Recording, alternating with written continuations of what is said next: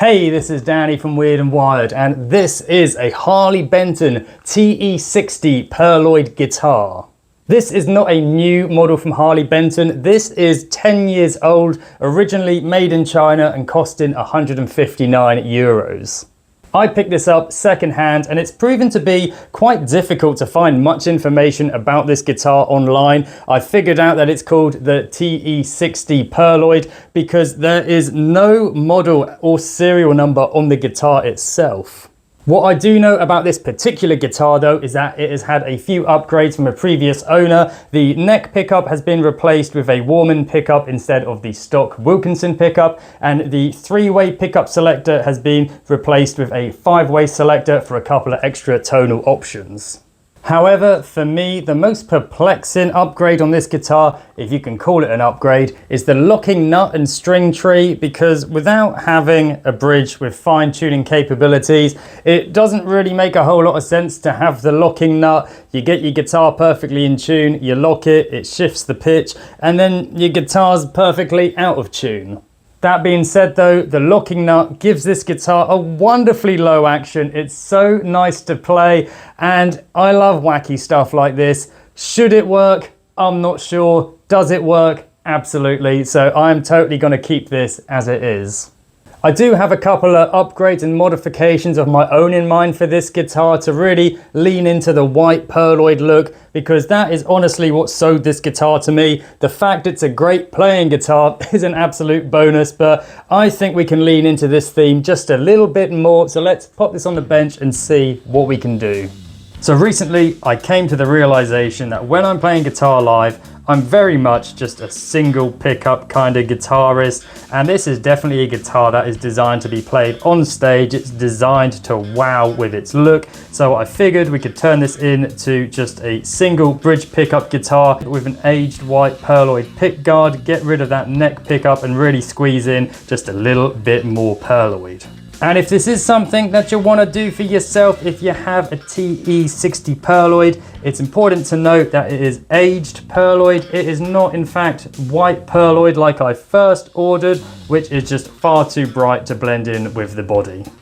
That just leads us to what bridge pickup do I want for this, and I had two requirements which I thought wasn't asking a lot. I wanted something that I could coil split and something that was white. Turns out that was a lot harder to find than I thought, but I did manage to get myself a Damasio Fast Track T. This is a bridge pickup designed for a Telecaster, which you can coil split, and it's white. Other than that, I'm gonna fashion myself a control plate, which is just gonna have a volume control for the push-pull, so we can coil split this bridge pickup, and I think we'll have a pretty quirky guitar on our hands.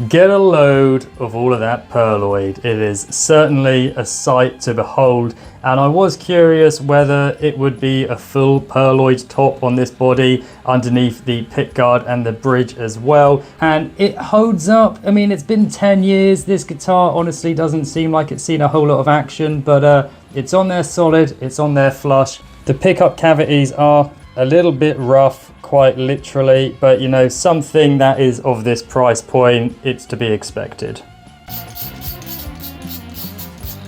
The Damasio Fast Track T uses a quick connect system, which makes it a bit more convenient if you wanted to swap it out for a different Damasio pickup.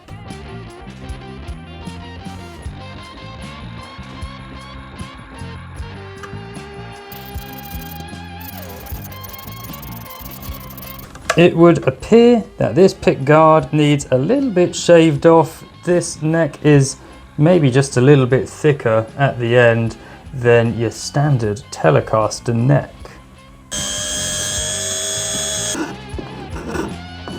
The pickguard was also a slightly different dimension, so I lined it up with the control plate and drilled some new holes.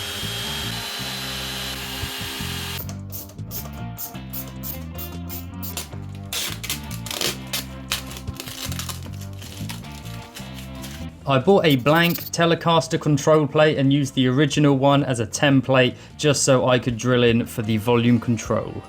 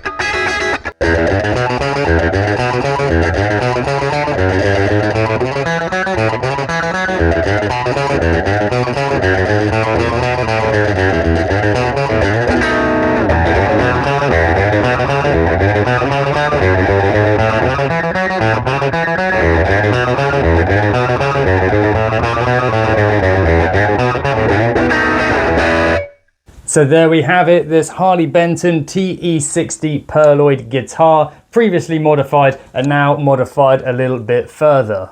I am suitably impressed with the Damasio pickup in this. I was a little bit hesitant to pull the trigger on buying it as it cost near enough what the guitar cost me, but I think it was totally worth it and it just blew my socks off more than I thought it would. So I think this is going to be a real fun stage guitar, and it's got me thinking as well about Harley Benton as a brand. This is an affordable entry-level sort of price guitar, 159 euros. 10 years ago, even now, they're still making really affordable gear, and most of the affordable entry-level guitars I work on are from the 60s and 70s. They're the kind of Teisco department store guitars that so many people got their start on back then, and I think there's a whole lot of people who are getting their start on Harley Benton guitars now. Just one funny similarity is the fact that this has no model name on the guitar, no serial number, and it made it just as difficult to dig up information on this guitar as I generally find trying to dig up information on a guitar 50, 60 years old. So who knows, maybe Harley Benton will have a similar legacy. I would love to know what you guys think, whether you've seen the TE-60 Pearloid before, whether you owned or played one, your thoughts on Harley Benton guitars, your thoughts on this modification. You let me know all of your thoughts and feelings, and until the next time, keep it weird and keep it wired. One last change I've made to this guitar is the location of the volume control.